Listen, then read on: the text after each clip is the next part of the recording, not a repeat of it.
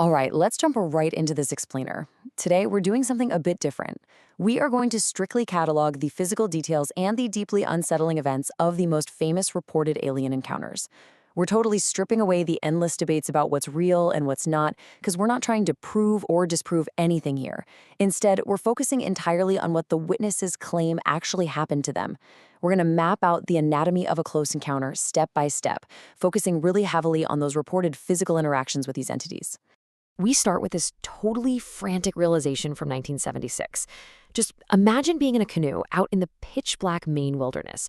Holy shit, this is it. We'll never get away. That was the exact thought flashing through Jack Wiener's mind as a massive, glowing, completely soundless object hovered right over the water, beaming this brilliant light directly at him and his three friends. It just plunges us right into that overwhelming, sudden reality of coming face to face with the absolute unknown. I mean, there is literally nowhere to run. So, phase 1, the moment of capture. Let's look at exactly how these subjects are supposedly taken from their environments. Witnesses across the decades often describe two really distinct, highly effective methods of capture. In cases like Allagash, victims described being basically levitated by a glowing, hollow tube of light that felt, well, almost liquid. But then, in stark contrast, during the Pascagoula incident, fishermen described this invisible, paralyzing force that just floated their completely rigid bodies right through the air and into the craft. They couldn't move a single muscle, but they were entirely awake the whole time. Wild, right? Moving on to phase 2, cataloging the alien entities. Once captured, what exactly are these witnesses looking at? Well, the most commonly reported entity is the gray variant. You've probably heard of this one from the Allagash incident or the famous Betty and Barney Hill Zeta Reticuli case. Witnesses consistently describe these small, really fragile-looking beings that show absolutely zero emotion. They have these oversized bald heads, penetrating dark, lidless eyes, pale skin, and hands with just 4 fingers. And here's the crazy part. Despite looking physically way weaker than a human, they somehow exert this complete, effortless physical control over their captives. But hey, not all beings are grays. The Pascagoula witnesses describe something utterly bizarre. Creatures with thick, wrinkled, almost elephant-like skin, slit mouths, and literally crab-like claws for hands. They moved in this robotic, hovering kind of way and didn't even appear to breathe. Meanwhile, the infamous Flatwoods encounter in West Virginia, that involved a hovering 10-foot-tall giant shrouded in a diamond-shaped hood, and it emitted this toxic metallic mustard gas odor that caused severe nausea in anyone who got anywhere near it. And, this brilliantly illustrates the sheer diversity of these accounts. It really reminds us that this phenomenon isn't just one single, uniform experience. Take the famous aerial school sighting in Zimbabwe. Over 60 school children detailed seeing tiny beings, only about 3 feet tall, but get this, they had long black hair and massive rugby ball-shaped eyes. They were just in tight black suits, just darting around the edge of the school playground. Okay, phase 3, inside the examination rooms. Once inside the craft, the reports pivot to some deeply, deeply unsettling medical interactions. Even the environments themselves are really striking in how different they are. The Allagash witnesses recalled a space that felt distinctly like a cold, sterile doctor's office, all lit up by this diffuse, shadowless white light. But then you have contactee Betty Andreasen, who described something vastly different. She reported an architectural marvel made of soaring glass walls, immense light forces, and a complex maze of doors that honestly defied earthly physics. Take a look at this remarkable sketch.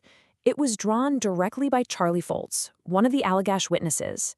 Because the men involved were actually art students, they were able to accurately render their terrifying recall under hypnosis.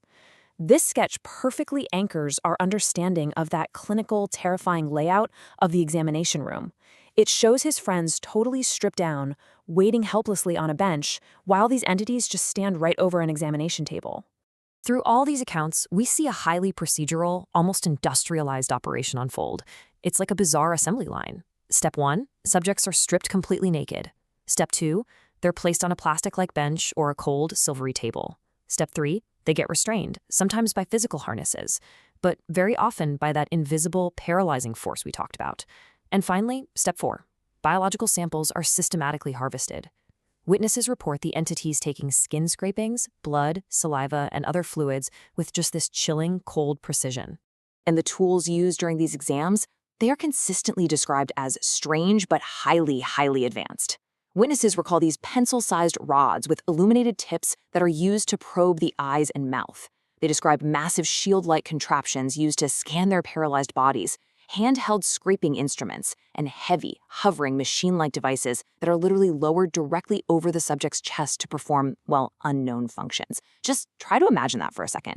Being completely paralyzed, fully conscious, while a heavy, hovering machine is lowered directly onto your chest. All right, phase 4, telepathic messages and warnings. During these exams, an eerie kind of communication occurs. But the thing is, it is almost never verbal. The communication is almost entirely telepathic. Like Jack Weiner recounted, the entities project these commanding thoughts directly into the witnesses' minds. Do not be afraid. Do what we say. It's basically a form of extreme psychological suppression. It's designed to keep the captives compliant, calm, and utterly under control while the procedures are taking place.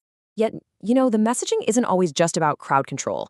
In cases like the Ariel School, the telepathic messages shift from immediate commands to ominous environmental warnings.